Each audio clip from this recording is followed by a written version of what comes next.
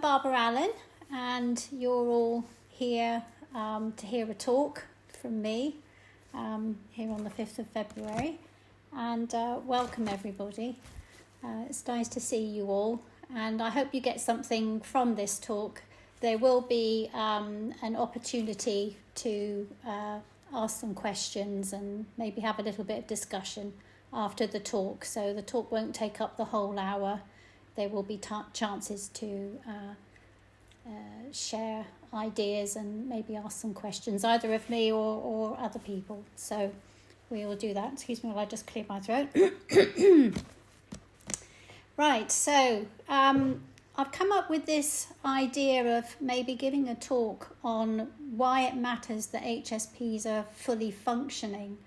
Partly because I come across quite a few who don't feel that they are, and then other people who I think are functioning pretty well, but they're actually finding it quite challenging to maintain that place of feeling like they're fully functioning. So I thought I would maybe give you a bit of encouragement by discussing why it matters that HSPs are fully functioning.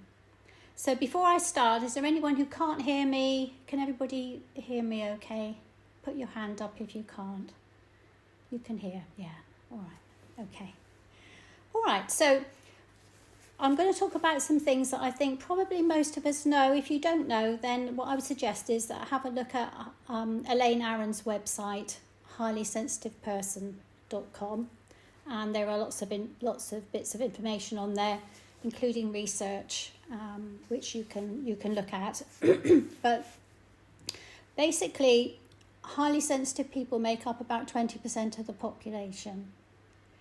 And when we look at that 20%, what has been noticed is that 15-20% ratio is present in, as far as we know, at least 100 other species. So there's something about high sensitivity, the trait that we have, that appears very consistently, not just over time, but in the way that it presents. So we are supposed to be here. I suppose that's one of the things Elaine Aron would say. We're supposed to be here, and we're supposed to be like we are. And the question is, how would we recognize if we're fully functioning?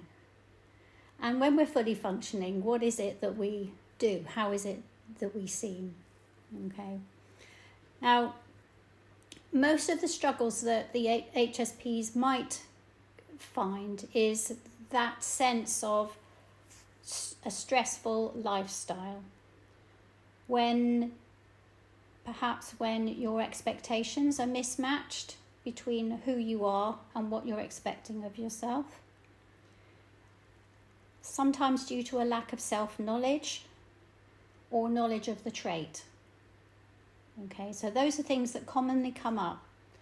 And one of the things that I want to encourage you to do is to see which of those things that you can keep an eye on, or that we can encourage other HSPs to keep an eye on, so that we're actually in a state of full functionality. Now, the impacts that can happen on our power to influence others is related to how fully functioning we are. And so if you were to say we're supposed to be here, then probably there's a role that we're supposed to play. Whether we're a type of frog, or a type of fish, or a human being, there is a role for that person, that percentage of people in the population. So people exhibiting the trait of pausing to check. We stop, we wait, we observe, and then we take action. We think things through. We process everything deeply. We are also highly adaptable.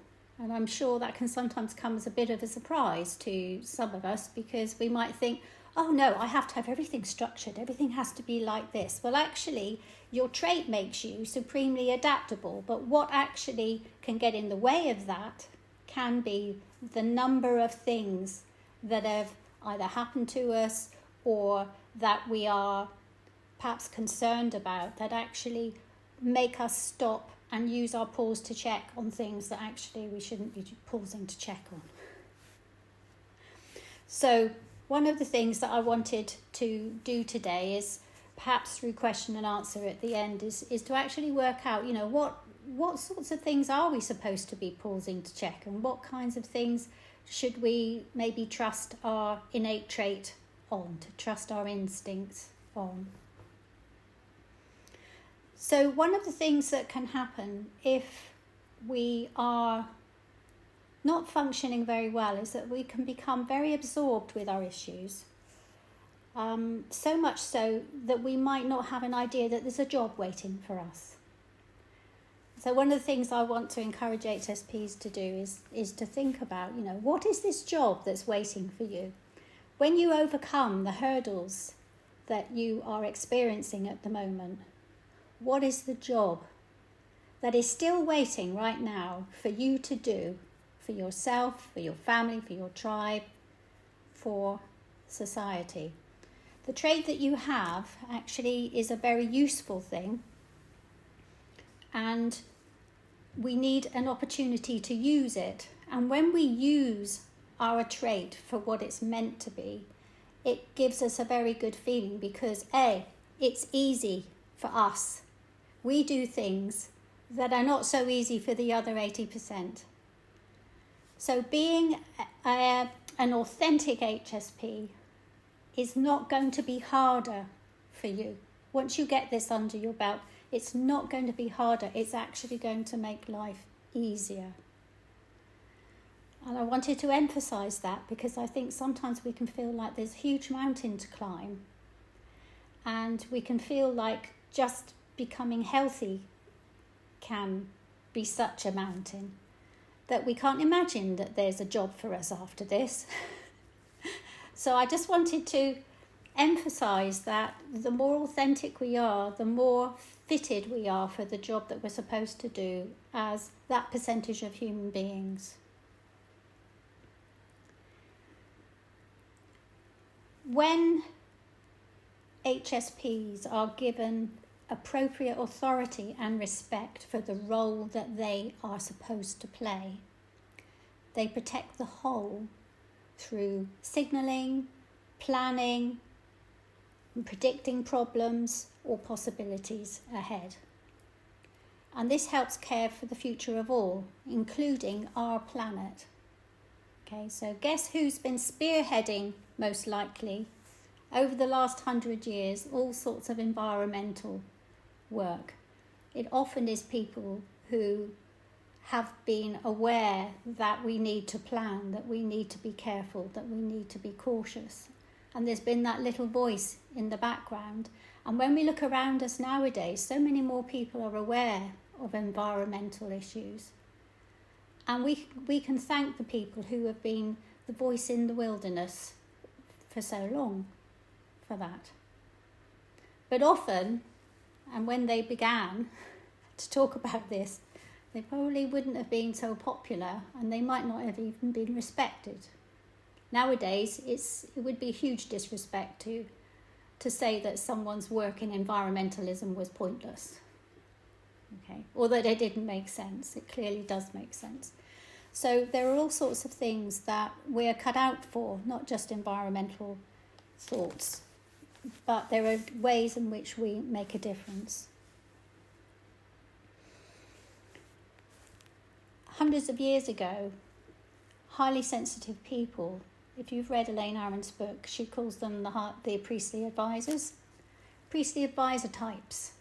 And those are the people that would hold the wisdom for the family, for the tribe, for the town, for the community. And those are the people that would be given authority and respect to be the holders of the wisdom for everyone else, while everyone else is very busy being productive. Then the sensitive people will be the ones who are thinking about all of this, thinking forward, looking back on what has happened, looking at the patterns, and probably predicting as well, predicting what could happen if this, if that, and looking at different ideas. And so when they would speak up, they would get a respectful ear, because it was expected that there was someone in the village, in the town, who had this wisdom and this knowledge. So they didn't hesitate to speak when it was important, but they weren't speaking all the time. Okay? And I think one of the things that has happened in more recent times is that we, as the holders of the wisdom for the tribe, we don't always get that respectful ear when something needs to be said. In fact, we might even believe that we're incapable of coming up with anything important to say. And the result of that, of course, is that things don't get said. I would say most HSPs nowadays have probably had some very deep thoughts, philosophical thoughts, maybe thoughts about interventions and interventions, separately, all in their little bedroom.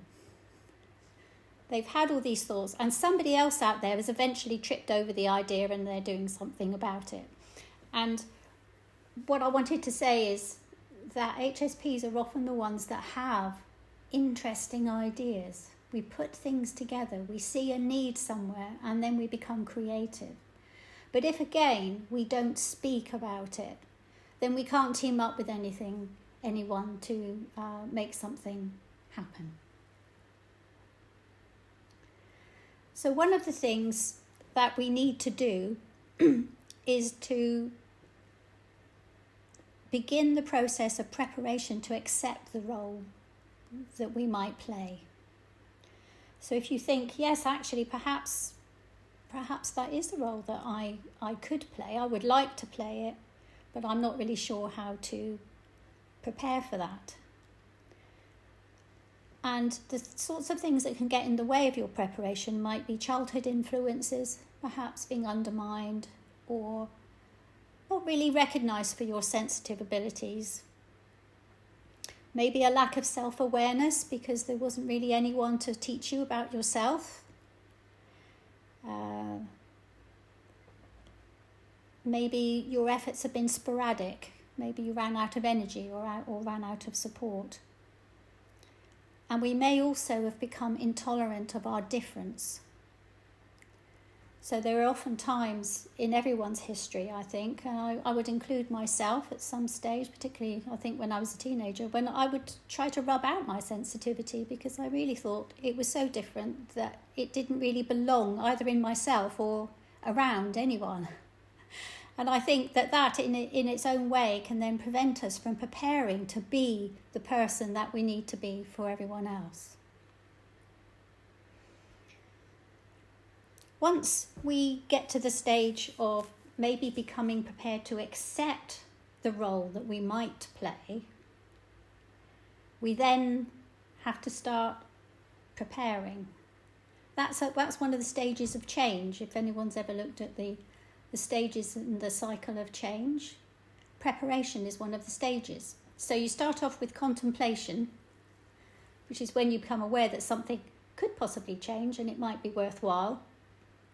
And the next stage is preparation, followed by action, and then followed by maintenance. So, if we are going to be prepared, one of the things we might need to do is perhaps to read more.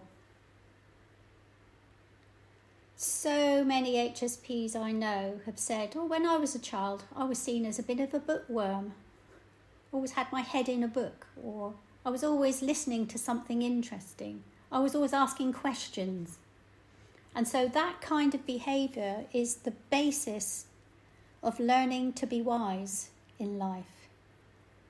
A lot of the very clever people that we might know and respect, they started off by reading other people's work, by learning about all sorts of things, from ethics to mathematics, to sociology, to history, to literature, poetry, art, anything that helps you to understand human beings and their purpose will be of assistance to you. And you can do that just by being curious. So developing a curiosity and allowing yourself to read about things or to listen. Nowadays we have those wonderful things called audible books, which are great if you find reading difficult. But reading is something that is a normal pastime for a highly sensitive person. And that helps with us being prepared and preparing our minds. So practicing our skills and our place within the family and society with intent is important. Developing the intent. And that's something that we could switch on right now if we wanted to actually think, I want to switch on my intent. I was looking it up in the dictionary, and one of the dictionaries said, having the mind, attention, or will concentrated on something or some end or purpose. So I call that intent standing up to your full height. And you can stand up to your full height before you achieve your full height. People don't just grow 6 feet tall and then decide to stand up straight. Okay, so as you're growing, what you're basically doing is you're lifting yourself up and you're looking towards your purpose. And that's something that you can do when you wake up in the morning, is to say, today I will make another tiny step towards my purpose, to set my intention, to move towards holding the wisdom, not just for myself. Maybe it could be just for your family, or it could be for your workplace, your community. Your mind is set up to observe, to make links, to understand, and then to share and explain. That's something that HSPs are very good at. So we need to ask ourselves, it takes effort, knowledge, support, and intent. So do we go about our daily lives with intent? Maybe we do when we're in a good mood. It's easier then. We're feeling a bit more empowered, so we think, right, I'm going to do something important today. Thing is, it's all important, especially if it's accumulating knowledge, if it's accumulating wisdom. And you can literally accumulate wisdom and knowledge by tripping over something, because it's in the process of trying something, even if it doesn't quite work out, that sometimes you learn more than you do than just imagining. That being said, highly sensitive people are particularly good at learning by observation rather than having to do the mistakes themselves. So to some extent, we don't always need to trip over. But it's really important that if we do, that we don't beat ourselves up about that.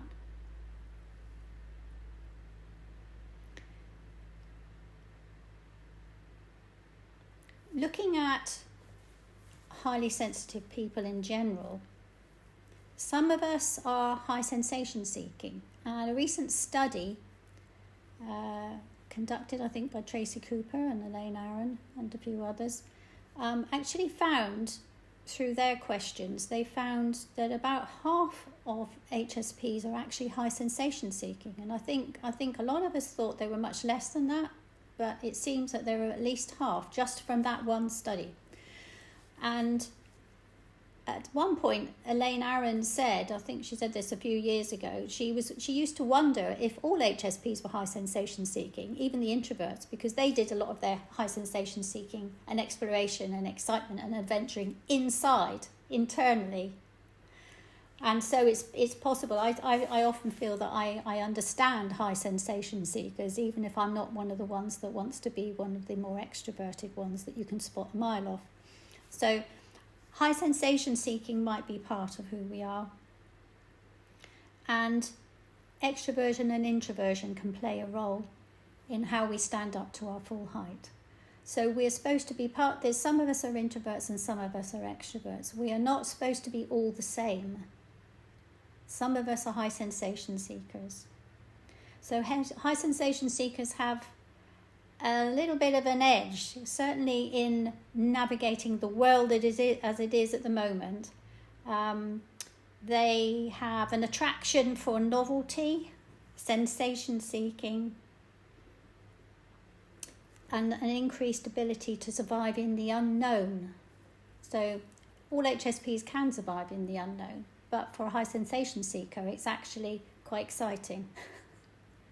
Whereas some of us who are more introverted might say, oh my goodness, I need to know what's happening. I've got to understand all this right now. But some HSPs are actually quite good at actually being able to hold themselves in a good enough place while they don't know what's going to happen. And that in itself might be energizing for them.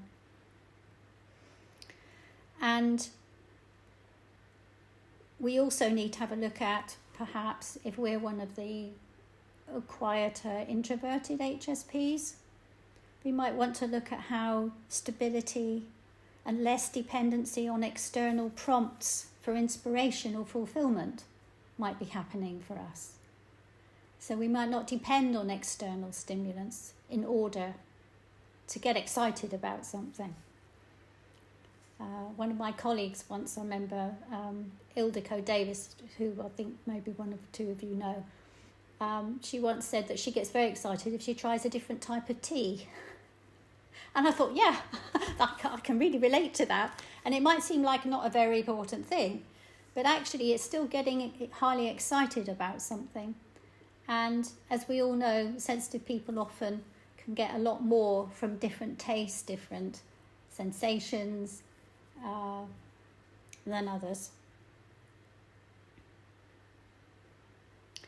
And of course, introverts may be able to make positives from situations where there are less social demands.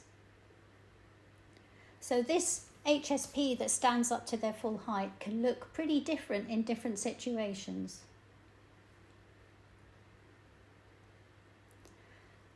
One of the questions I was going to ask you to think about, and we won't think about it out loud at the moment, but write this question down. What will society be like without our input as sensitive people? What will society be like without our input? And one of the things I'd like to say about that is that not what we are already seeing today? Do we not have a lot of zipped up and shut up, highly sensitive people keeping their gifts hidden, or thinking that they should, or thinking they don't have a voice, or not having found a way to express themselves in a way that feels natural for them? Maybe that's what we're seeing today, and maybe that's one of the reasons that we don't like to watch the news, why we don't like the way society acts, why we have concerns about the way things are going. It could be because we don't really feel that we've got much control or much input to how things are done out there, or much say. And having a say isn't just about going out there and holding up banners or becoming rich and famous and being able to influence people like that. It can be in a very small way, like writing a letter about something, making a comment about something, but doing it in the way that feels right for you. So we have a way of being that generally is usually quite colourful but gentle. And so it's okay to do it that way.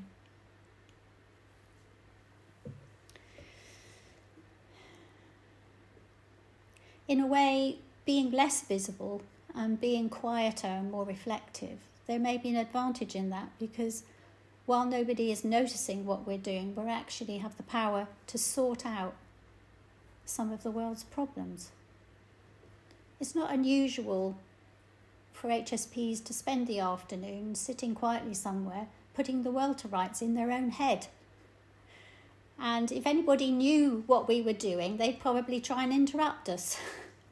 But it's really important to have that time to actually think the thoughts that we have, and to recognise that there are about 20% of the rest of the population are having their thoughts in their bedroom, in their garden, while they're having a cup of tea. And they're thinking about these things, but often, because they're not standing up to their full height, they're often feeling like that's the only place that this these thoughts happen and they don't get a chance to be shared. And to some extent, that's why it's important for sensitive people to get together.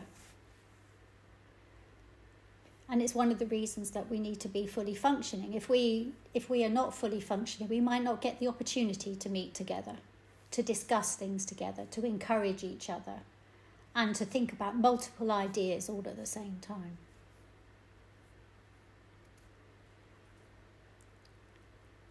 We might need to adapt our philosophy of success in order to be fully functioning. If we take on board the dominant culture's version of what success is, if success is only making a lot of money, or being able to shout the loudest, or to be the most beautiful, the most handsome, or to have the best tasting clothes, or the biggest car on the drive, those kinds of things will get in the way of us being fully functioning, because we'll probably look at ourselves and think, I just couldn't do the number of hours that are required to work that hard to be able to get that much money, to have that car on my drive, to make my neighbour think that I'm successful. So you have to actually think, what really is a successful HSP? A successful HSP might not look like the other 80%. They may be someone with independent thought, creative ideas, buckets and buckets of compassion.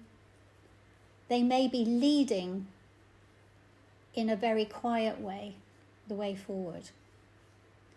They may be in areas that are unusual because they have unusual minds.